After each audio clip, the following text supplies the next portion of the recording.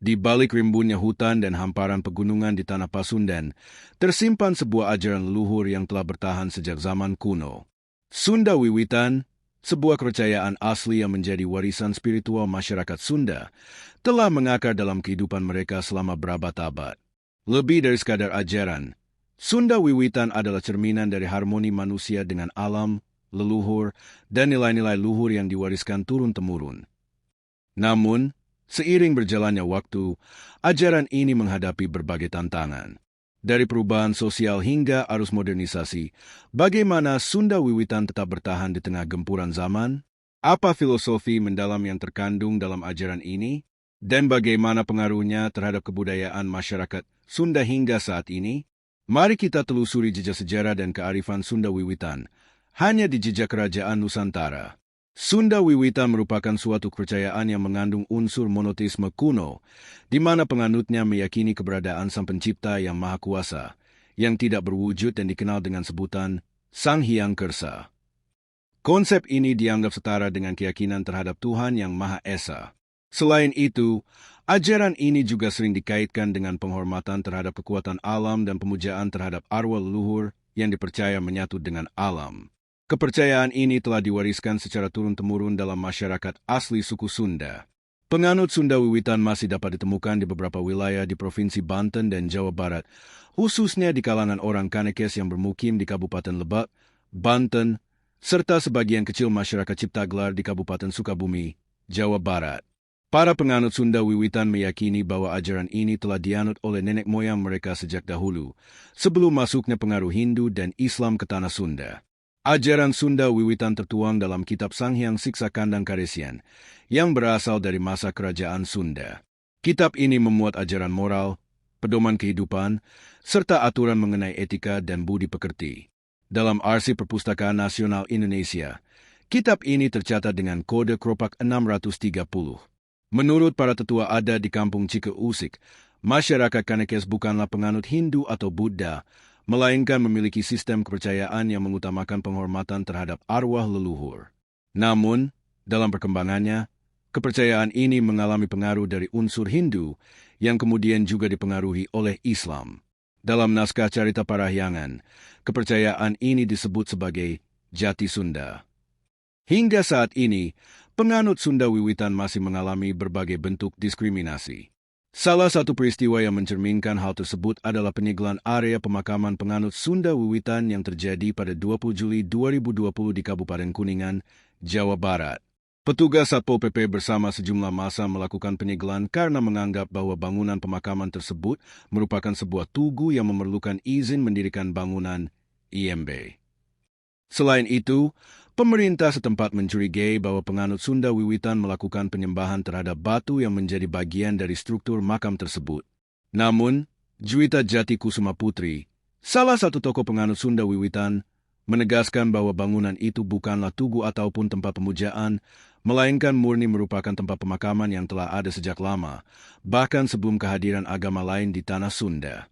Dalam sistem kepercayaan Sunda Wiwitan, kekuasaan tertinggi berada pada Sang Hyang Kersa, yang juga disebut sebagai Enung Ngersakeun, yang menghendaki. Selain itu, ia dikenal dengan berbagai nama lain seperti Batara Tunggal, Tuhan Yang Maha Esa, Batara Jagat, Penguasa Alam, dan Batara Seda Niskala, yang gaib. Diyakini bahwa Sang Hyang Kersa bersemayam di Buana Nyungcung. Dalam hierarki kepercayaan Sunda Wiwitan, semua dewa yang terdapat dalam konsep Hindu seperti Brahma, Wisnu, Siwa, Indra, dan Yama dianggap tunduk kepada Batara Seda Niskala. Sunda Wiwitan mengenal 3 tingkatan alam yang berbeda, sebagaimana dijelaskan dalam pantun mitologi masyarakat Kanekes. Alam-alam tersebut antara lain: 1. Buana Nyungcung, merupakan alam tertinggi, tempat Sang Hyang Kersa bersemayam. 2. Buana Panca Tengah, alam di mana manusia dan makhluk lainnya tinggal, yang berada di tengah. 3. Buana Larang, alam yang paling bawah, yang dipandang sebagai neraka. Di antara Buana Nyungcung dan Buana Panca Tengah terdapat 18 lapisan alam yang tersusun secara hierarkis dari atas ke bawah. Lapisan teratas dikenal dengan nama Bumi Suci Alam Padang, atau dalam Kropak 630 disebut sebagai Alam Kahyangan atau Mandala Hyang. Alam ini menjadi tempat tinggal bagi sosok-sosok suci seperti Nipohaji, Sang Hyang Asri, dan Sunan Ambu. Dalam kepercayaan Sunda Wiwitan, Sang Hyang Kersa menciptakan 7 batara yang ditempatkan di Sasaka Pusaka Buana. Dari ketujuh batara tersebut, Batara Cikal dianggap sebagai yang paling tua dan dipercaya sebagai leluhur dari masyarakat Kanekes. Sementara itu, batara lainnya diyakini sebagai penguasa berbagai wilayah di tanah Sunda. Konsep menurunkan batara dalam Sunda Wiwitan tidak dimaknai sebagai kelahiran dalam arti biologis, melainkan lebih kepada penciptaan atau keberadaan yang diadakan oleh Sang Hyang Kersa. Kepercayaan Sunda Wiwitan mengajarkan bahwa kehidupan manusia tidak terlepas dari keseimbangan dengan alam dan leluhur. Oleh karena itu, masyarakat penganutnya menjalankan berbagai ritual dan adat istiadat yang bertujuan untuk menjaga keselarasan dengan lingkungan sekitar. Selain itu, nilai-nilai luhur yang terkandung dalam ajaran Sunda Wiwitan juga mencerminkan prinsip moral dan etika yang menjadi pedoman dalam kehidupan bermasyarakat.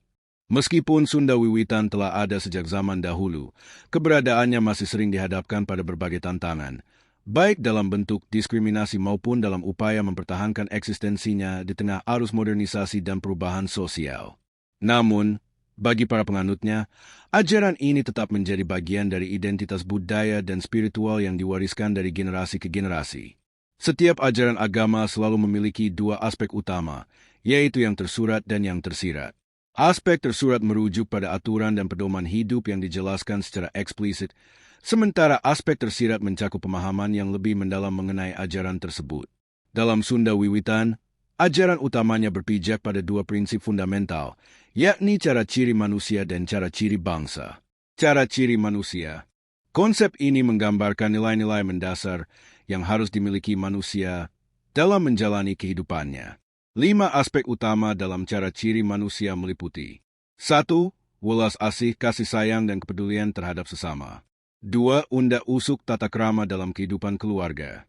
3. Tata krama, norma dan aturan dalam bersikap serta berperilaku.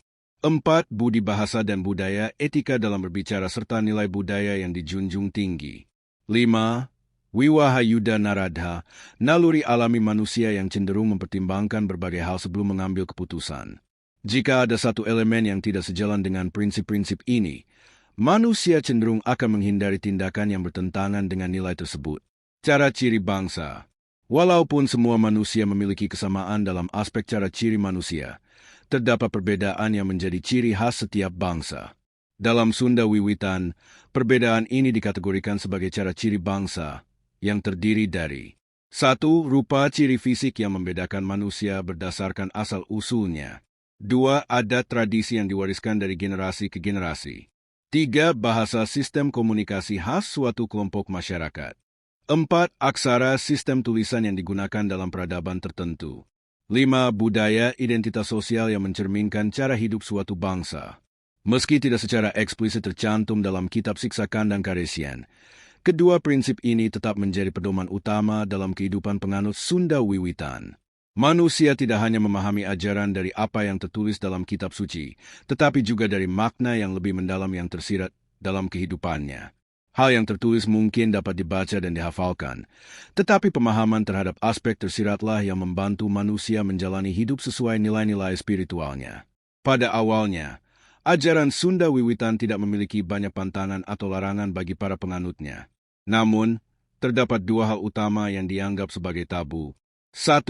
Segala sesuatu yang tidak disukai atau dapat merugikan orang lain. 2. Tindakan yang bisa membahayakan diri sendiri. Seiring dengan perkembangan ajaran ini, terdapat tambahan aturan yang muncul untuk menjaga kesucian tempat-tempat spiritual, seperti Kabuyutan yang dikenal sebagai Sasaka Pusaka Buana dan Sasaka Domas. Selain itu, ada juga serangkaian aturan yang berkaitan dengan tradisi bercocok tanam serta panen. Penganut Sunda Wiwitan yang tinggal di kawasan inti atau daerah suci, seperti komunitas Baduy Dalam, paling ketat dalam menerapkan aturan dan pantangan ini. Salah satu ciri khas dalam praktik keagamaan Sunda Wiwitan adalah penyampaian doa melalui pantun, kidung, dan gerakan tarian. Tradisi ini terutama terlihat dalam berbagai ritual, seperti upacara syukuran panen padi serta perayaan pergantian tahun yang dikenal sebagai Serentahun. Seren Tahun merupakan momen perayaan yang diadakan dengan meriah dan dihadiri oleh ribuan orang, khususnya di beberapa wilayah di Jawa Barat, seperti Sindang Barang, Kabupaten Bogor, Kanekes, Lebak, Banten, Cipta Gelar, Kasepuhan Banten Kidul, Cisolok, Kabupaten Sukabumi, Kampung Naga, Kabupaten Tasikmalaya, Cigugur, Kabupaten Kuningan. Di Cigugur, misalnya, masyarakat setempat masih memegang teguh warisan budaya Sunda. Mereka yang turut serta dalam perayaan ini berasal dari berbagai daerah di Indonesia. Meskipun sebagian besar masyarakat Sunda kini telah memeluk agama-agama lain, seperti Islam dan Kristen, ajaran serta adat istiadat Sunda wiwitan tetap menjadi bagian dari kehidupan budaya mereka. Banyak nilai-nilai yang diajarkan dalam ajaran ini masih digunakan sebagai pedoman moral dalam kehidupan sehari-hari. Tempat suci dalam Sunda wiwitan disebut pamunjungan atau kabuyutan, yang merupakan situs keramat dan digunakan untuk keperluan spiritual. Pamunjungan biasanya berbentuk punden berundak yang terletak di dataran tinggi atau bukit. Di dalamnya terdapat berbagai peninggalan kuno, seperti menhir, batu tegak yang sering digunakan dalam ritual. Arca, patung yang melambangkan tokoh spiritual atau leluhur. Batu cengkuk, struktur batu dengan bentuk unik yang digunakan dalam ritual. Batu mangkuk, batu berbentuk cekungan yang memiliki fungsi khusus dalam kepercayaan Sunda wiwitan. Batu pipih, batu yang digunakan dalam praktik keagamaan. Beberapa kabuyutan yang terkenal di tanah Sunda antara lain. 1. Balai Pamujan Genter Bumi. 2. Situs Cengkuk. 3. Gunung Padang. 4. Kabuyutan Galunggung. 5. Situs Kawali. Di kota Bogor, yang dahulu merupakan pusat kerajaan Pakuan Pajajaran, terdapat banyak pamunjungan. Salah satunya adalah Pamunjungan Rancamaya, yang dahulu dikenal sebagai Pamunjungan Sang Hyang Padungkukan atau Bukit Badigu. Sayangnya, situs ini kini telah hilang dan berubah menjadi area lapangan golf.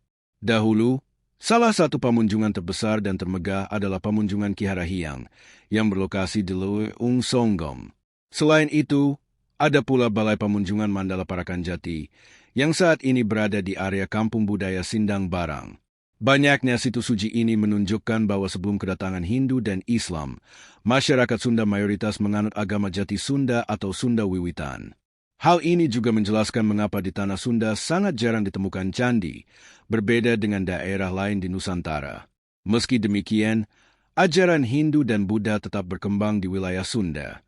Beberapa kerajaan Sunda kuno, seperti Salakanagara dan Tarumanagara, memiliki raja-raja yang menganut Hindu.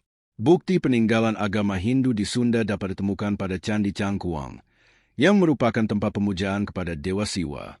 Sementara itu, pengaruh agama Buddha terlihat di Kompleks Percandian Batu Jaya, Karawang, yang terdiri dari beberapa bangunan stupa Buddha. Sunda wiwitan merupakan ajaran spiritual yang kaya dengan filosofi dan nilai-nilai luhur. Konsep cara ciri manusia dan cara ciri bangsa menjadi dasar dalam ajaran ini, mengajarkan keseimbangan antara moral individu dan identitas budaya. Praktik keagamaan Sunda wiwitan masih tetap hidup melalui berbagai tradisi, seperti Seren Tahun dan ritual bercocok tanam.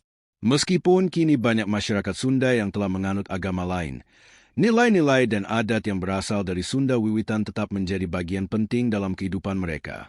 Selain itu, keberadaan berbagai situs suci atau kabuyutan menunjukkan bahwa Sunda wiwitan memiliki akar sejarah yang kuat dalam budaya Sunda. Semoga kisah ini menambah wawasan kita tentang kekayaan spiritual Nusantara yang begitu beragam. Jangan lupa untuk like, share, dan subscribe agar tak ketinggalan kisah-kisah sejarah lainnya di jejak kerajaan Nusantara. Sampai jumpa di video berikutnya.